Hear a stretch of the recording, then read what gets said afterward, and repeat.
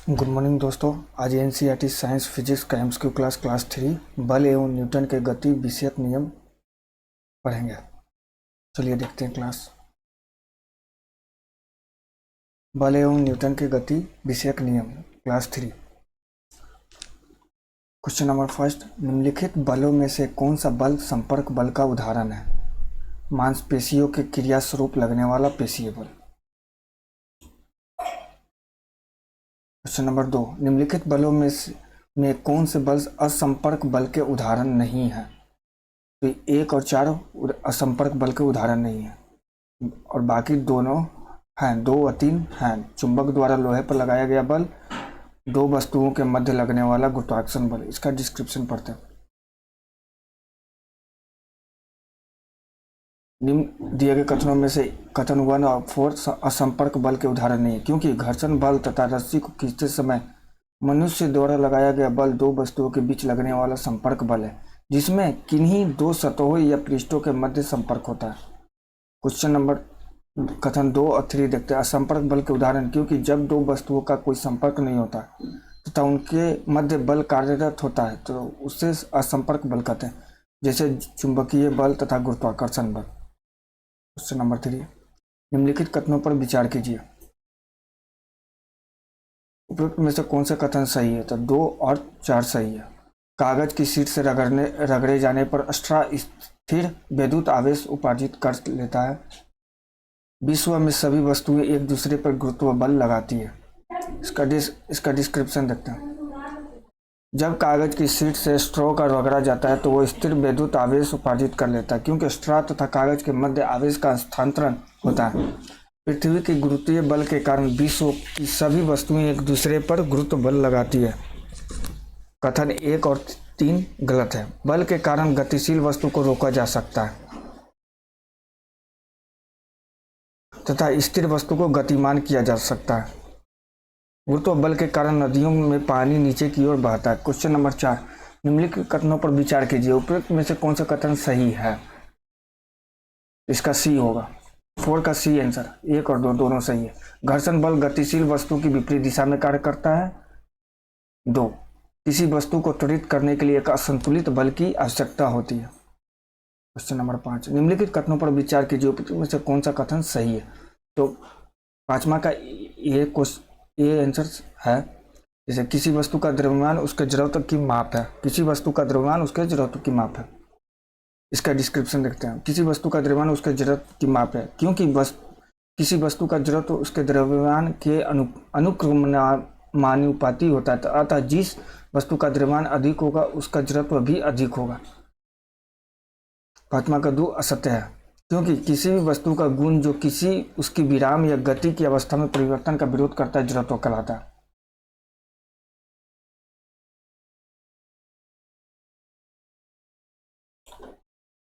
बस के अचानक चलने पर उसमें बैठी यात्री पीछे की ओर गिर पड़ते हैं। यह उदाहरण है विराम जड़त्व का।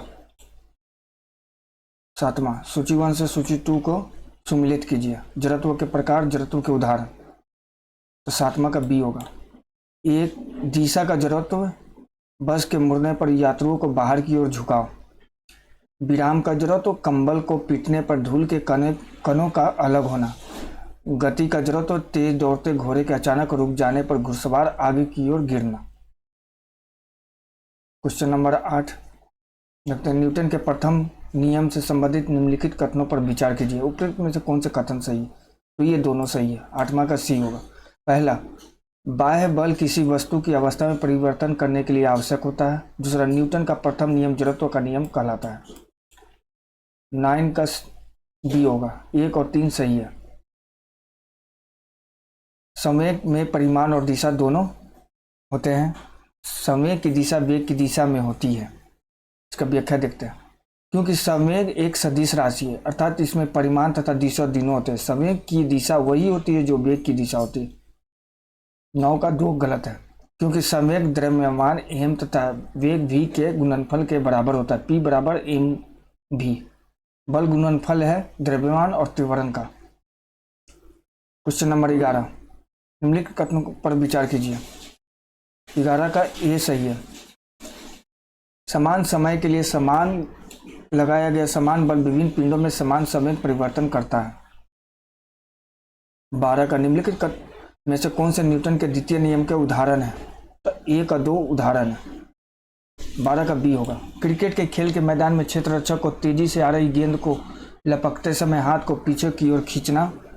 ऊंची कूद वाले मैदान में खिलाड़ियों को कुशन या बालू पर कूदना। ये दोनों उदाहरण हैं। क्वेश्चन नंबर 13, निम्नलिखित कथनों पर विचार कीजिए। उपयुक्त में से कौन सा कथन सही है? इनमें से कोई सही नहीं है। इसकी व्याख्या देखते हैं। क्योंकि न्यूटन के गति के तृतीय नियम के अनुसार जब कोई वस्तु किसी दूसरे वस्तु पर बल लगाती है तब दूसरी वस्तु भी पहली वस्तु पर विपरीत दिशा में बल लगाती है। एक वस्तु द्वारा लगाया गया बल क्रिया तथा दूसरी वस्तु द्वारा लगाए गए बल को प्रतिक्रिया कहते हैं। अतः प्रत्येक क्रिया के बराबर हुआ विपरीत दिशा में प्रतिक्रिया प्राप्त होती है तथा क्रिया प्रतिक्रिया बल अलग अलग वस्तुओं पर कार्य करते हैं। क्वेश्चन नंबर 14 का बी देखते हैं। 1 और 3 सही है। बल तथा समय का गुणनफल आवेग होता है। तीसरा, संवेग में परिवर्तन को आवेग कहते हैं। क्वेश्चन नंबर 15 का डी, निम्न में से किसका संबंध न्यूटन के तृतीय नियम से है? तो तीनों का। फर्स्ट, बंदूक से गोली छूटने पर बंदूक पीछे की ओर गति करना, नाविक का नाव से किनारे पर कूदना, सड़क पर चलना। क्वेश्चन नंबर 16, निम्न कथन ए व कारण आर को पढ़िए, नीचे दिए गए कुछ की सहायता से सही उत्तर का चयन कीजिए। इसका ए सही है। 16 का ए सही है, ए और दोनों सही है तथा आर ए का सही स्पष्टीकरण है। गोली बंदूक निकाय सिस्टम का कुल संवेग संरक्षित रहता है। इसका कथन पढ़ते हैं, इसका व्याख्या पढ़ते हैं। क्योंकि जब बंदूक से गोली चलती है तब गोली आगे की ओर गति करती है जबकि बंदूक पीछे की ओर गति करती है। गोली बंदूक निकाय का गोली चलने से पहले संवेग शून्य होता है। गोली चलने के बाद गोली का संवेग बंदूक के संवेग के बराबर परंतु विपरीत दिशा में होता है, जिस कारण गोली बंदूक निकाय का संवेग बाद में भी शून्य बना रहता है अर्थात संवेग संरक्षित रहता है। क्वेश्चन नंबर 17, निम्न कथन ए और कारण को पढ़िए, नीचे दिए गए कोड की सहायता से सही उत्तर का चयन कीजिए। इसका भी 17 का ए सही है।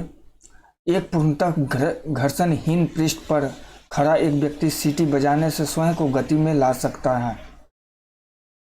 18 का सी होगा।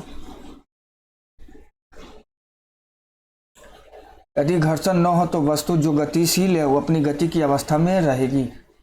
इसकी व्याख्या पढ़ते हैं। घर्षण की अनुपस्थिति में गति को नियंत्रित नहीं किया जा सकता तथा वस्तु गति की अवस्था में ही बनी रहेगी क्योंकि घर्षण बल सदैव वस्तु की विपरीत दिशा में कार्य करता है अर्थात वह वस्तु की गति का अवरोध करता है। क्वेश्चन नंबर 19, सड़क पर चलने की अपेक्षा बर्फ पर चलना कठिन है क्योंकि 19 का डी होगा। बर्फ में सड़क की अपेक्षा घर्षण कम होता है।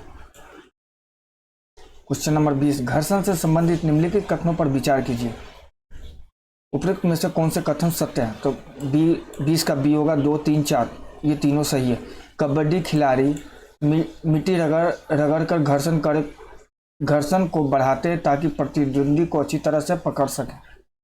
तीसरा, द्रव तथा गैस द्वारा उत्पन्न घर्षण को कर्षण कहते हैं। घर्षण से ऊष्मा उत्पन्न होती है। व्याख्या इसका देखते हैं। क्योंकि कबड्डी के खिलाड़ी के हाथों में पसीना आने के कारण घर्षण कम हो जाता है जिस कारण पकड़ कमजोर हो जाती है। इस समस्या के समाधान हेतु कबड्डी का खिलाड़ी हाथों पर मिट्टी लगाता है। द्रव तथा गैसों द्वारा उत्पन्न घर्षण को कर्षण कहते हैं तथा घर्षण के कारण ही माचिस की तिल्ली को रगड़ने पर वह आग उत्पन्न करती है अतः घर्षण से ऊष्मा उत्पन्न होती है। निम्नलिखित कथनों पर विचार कीजिए। उपयुक्त में कौन सा सही है? तो 21 का सी। 2 और 4, सर्पी घर्षण स्थैतिक घर्षण से कम होता है। बॉल बेयरिंग सर्पी घर्षण को लॉटनिक घर्षण में परिवर्तित कर देता है। क्वेश्चन नंबर 22, निम्न कथन पर तथा उससे निकाले गए निष्कर्ष पर विचार कीजिए तथा बताइए कि कौन सा निष्कर्ष सही है। तो 22 का सी होगा। कथन पढ़ते हैं। भरी हुई गाड़ी को चलाने में उसे चलायमान रखने के लिए आवश्यक ताकत से अपेक्षाकृत अधिक ताकत से धक्का देना पड़ता है। निष्कर्षतः एक बार गाड़ी चल पड़ने के बाद घर्षण कम होता है। व्याख्या इसका देखते हैं। भरी हुई गाड़ी को चलाने में उसे चलायमान रखने के लिए आवश्यक ताकत से अपेक्षाकृत अधिक ताकत से धक्का देना पड़ता है, क्योंकि एक बार गाड़ी चल देने के बाद घर्षण कम होता है। क्वेश्चन नंबर 23, निम्नलिखित में से अभिकेंद्र बल से संबंधित कौन से कथन सही है? उपरोक्त में से सभी सही है। साइकिल सवार का वृत्तीय मोड़ पर मुड़ना, सूर्य के चारों ओर किसी ग्रह का गति करना, डोरी से बंधे कण की क्षैतिज वृत्त में गति। व्याख्या, अभिकेंद्र बल से संबंधित सभी कथन सही है। वृत्तीय गति करते हुए पिंड पर एक बल कार्य करता है जिसकी दिशा सदैव वृत्त के केंद्र की ओर रहती है। इस बल को अभिकेंद्र बल कहते हैं। जब वृत्ताकार पथ पर साइकिल सवार मुड़ता है तो साइकिल को अभिकेंद्र बल टायरों तथा सड़क के मध्य विद्यमान घर्षण बल से प्राप्त होता है। सूर्य के चारों ओर ग्रहों की गति में गुरुत्वाकर्षण बल द्वारा अभिकेंद्र बल प्राप्त होता है। डोरी से बंधे कण की क्षैतिज वृत्त में गति के दौरान अभिकेंद्र बल डोरी में उत्पन्न तनाव द्वारा प्रदत्त होता है।